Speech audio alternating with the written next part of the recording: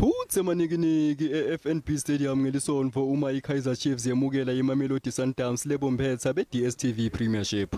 Ngesikhathi amakhosi asaqeqeshwa nguStuart Baxter, kulesinye isikhathi bekungacaci nje ukuthi leli cembu libhekaphi imbambambamba.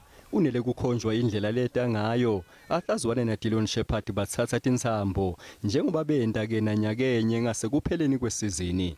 Labaqeqeshi lababili abakaqali kahle ke njengoba iChiefs yehlulwe kumidlalo lemithathu ngekulandzelana nabasanza kuthatha Tindzaba ngembi kwekuthi iChiefs iphumelele kumdlalo wayo wakamuva neMarumo Gallants. Uma simbuta ukuthi uyalifuna yini litfuba lekucecesha leli cembu ngalokuphelele lo akazwane utsite.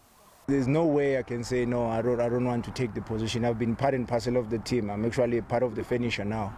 So I know the nitty-gritties. I know what needs to be done to take this team forward. Zwane uthi umdlalo wabo neMabrazilians angeke ube melula. It's not going to be an easy game for us because we are chasing.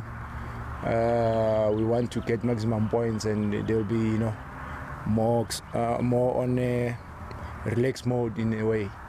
But dangerous at the same time. Sundowns yona itimisele ngekuqhubeka ngekwenta umlandvo kuleli nyalo ke itimisele ngekucokelela onke emaphuzu lasele kuleague langenta ukuthi leli cembu licetse isizini linemaphuzu langemashumi lasikhombisa. I think there is a significant improvement first from the personnel perspective. I think the average age of the team has dropped so much. Naturally, that means the intensity of the game is also improving. Lo mdlalo weChiefs neSundowns uqala uma kugabanqa insimbi yesihlanu Tindzaba ngelisontfo.